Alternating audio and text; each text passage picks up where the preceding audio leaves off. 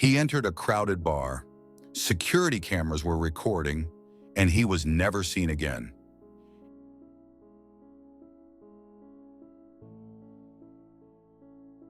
In April 2006, Brian Shaffer vanished during a night out in Columbus, Ohio.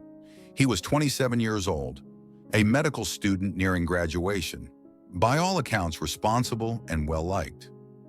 That night, Brian went out with friends to celebrate the start of spring break. Their destination was a popular bar near Ohio State University, a place called the Ugly Tuna Saloon. The bar was busy. Music was loud. Students filled the space. Brian was seen entering the bar shortly before closing time. Security cameras captured him clearly. It would be the last confirmed sighting of Brian Shaffer. What makes this case different is not where Brian was last seen. It's where he wasn't. According to investigators, surveillance cameras covered the bar's main exits. Everyone else was seen leaving. Brian was not. Earlier that night, Brian had been socializing normally. He spoke with friends. He appeared calm. There was no indication that anything was wrong. At approximately 1:55 a.m., Brian was seen on camera talking with two women near the bar's entrance. The footage is clear. There is nothing unusual about his behavior. Minutes later, the bar began to close. Patrons exited. Security cameras recorded the flow of people leaving. Brian Shaffer never appears again. His friends waited outside. At first, they assumed he had left on his own. When he did not answer his phone, concern began to grow. By the following day, Brian had still not returned home. He had missed important obligations.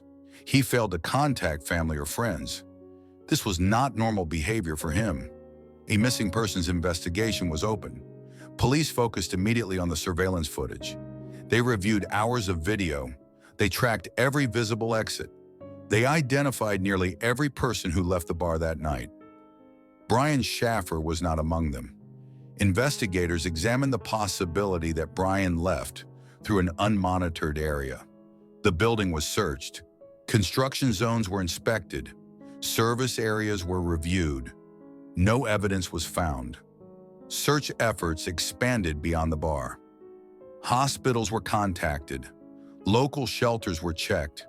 Nearby neighborhoods were searched. Nothing. Brian's bank account showed no activity. His phone was never recovered. There was no digital trail indicating where he went. Friends and family were interviewed extensively. No credible motive for disappearing was identified. Brian had recently endured personal loss.